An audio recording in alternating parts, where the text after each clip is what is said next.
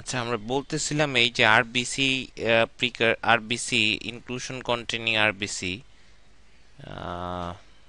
will be taken up by macrophage.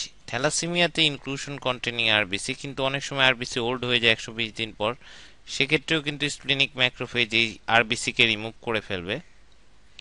অর্থাৎ old RBC অথবা abnormal inclusion containing RBC macrophage, এই ম্যাক্রোফেজের ভিতর কি হবে আমরা একটা অ্যানিমেশনের মাধ্যমে দেখি আরবিসির মেটাবলিজমটা একটু দেখি একটা অ্যানিমেশনের মাধ্যমে।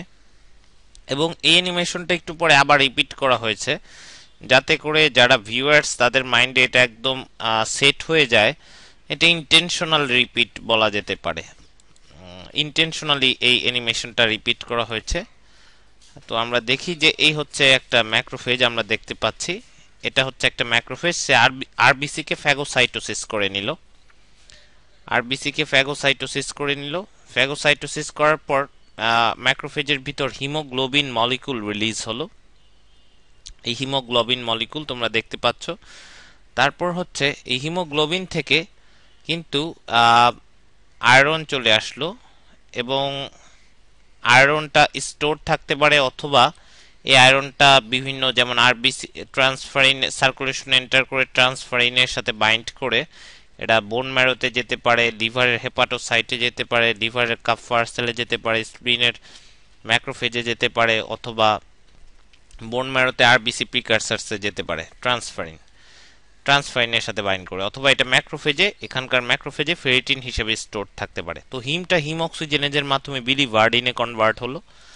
তারপর বিলিভার্ডিন রিডাকটেজের মাধ্যমে এরপর বিলিরুবিনে কনভার্ট হবে। এই বিলিরুবিনটা আনকনজুগেটেড লিপিড সলিউবল বিলিরুবিন, সুতরাং এটা ম্যাক্রোফেজের মেমব্রেনকে ক্রস করবে, ডিসলভ হবে এবং ব্লাড সার্কুলেশনে এন্টার করবে। ব্লাড সার্কুলেশনে এন্টার করার পর এই আনকনজুগেটেড লিপিড সলিউবল বিলিরুবিন অ্যালবিউমিনের সাথে কমপ্লেক্স ফর্মেশন করবে, অ্যালবিউমিনের সাথে কমপ্লেক্স ফর্মেশন করবে।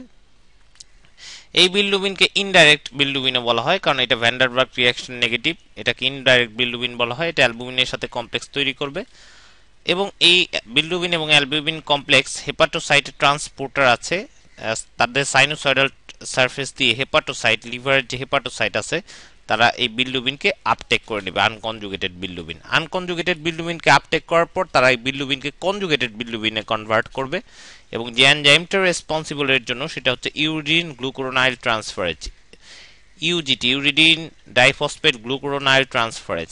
তারা এই এনজাইমের ফাংশন হচ্ছে তারা এই আনকনজুগেটেড বিলিরুবিনের সাথে গ্লুকুরোনিক অ্যাসিড অ্যাড করবে এবং বিলিরুবিন ডাইগ্লুকুরোনাইডে কনভার্ট করবে। এই বিলিরুবিন ডাইগ্লুকুরোনাইডটা পরবর্তীতে ক্যানালিকুলার সারফেস দিয়ে বাইল ক্যানালিকুলাসে চলে আসবে এবং এখান থেকে গল ব্লাডারে যাবে এবং সেখান থেকে বাইল ডাক্ট হয়ে আলটিমেটলি ইন্টেস্টাইনে যাবে। ইন্টেস্টাইনে যাওয়ার পর এই বিলিরুবিনটা বাইল ক্যানালিকুলাস হয়ে ইন্টেস্টাইনে চলে আসবে, বাইল ডাক্ট গল ব্লাডার যাবে এবং সেখান থেকে ইন্টেস্টাইনে চলে যাবে। এই স্মল অ্যামাউন্ট কিছুটা খুব অল্প অ্যামাউন্ট অফ বিলিরুবিন ডাইগ্লুকুরোনাইড সার্কুলেশনে এন্টার করবে। এর পরিমাণ খুবই অল্প, এটা নর্মাল একদম নর্মাল, এবং নর্মাল পারসনে এর পরিমাণ হচ্ছে less than 0.5 milligram, very low concentration. আর বাকিটা বিলিরুবিন ডাইগ্লুকুরোনাইড বাইল হয়ে গল ব্লাডারে চলে যাবে এবং গল ব্লাডার থেকে স্টোর থাকবে। যখন স্টিমুলাস আসবে গল ব্লাডার কন্ট্রাক্ট করবে, গল ব্লাডার এমটি করবে তাদের সিক্রেশন বা তাদের কন্টেন্ট এমটি করবে গল ব্লাডার, এবং গল ব্লাডারের কন্টেন্টগুলো আলটিমেটলি ইন্টেস্টাইনে চলে আসবে। সুতরাং ইন্টেস্টাইনে আমরা বিলিরুবিন ডাইগ্লুকুরোনাইড পাবো, এই বিলিরুবিনটা পাবো।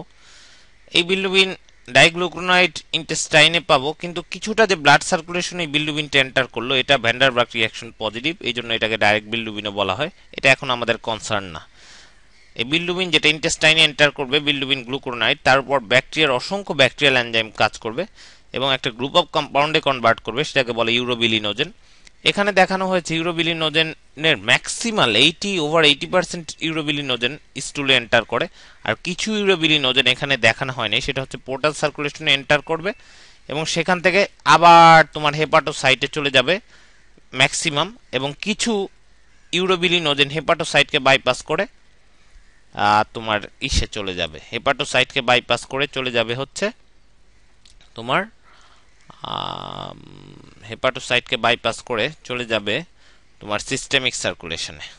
অর্থাৎ কিছু ইউরোবিলিনোজেন হেপাটোসাইট, ম্যাক্সিমাম ইউরোবিলিনোজেন এখানে হেপাটোসাইটে চলে যাবে, আর কিছু ইউরোবিলিনোজেন হেপাটোসাইটকে বাইপাস করে সিস্টেমিক সার্কুলেশনে এন্টার করবে। তো এটাই হচ্ছে সিস্টেমিক সার্কুলেশনে এন্টার করবে এবং সেখান থেকে ইউরিনে অ্যাপিয়ার হবে। সো এটাই হচ্ছে নর্মাল মেটাবলিজম।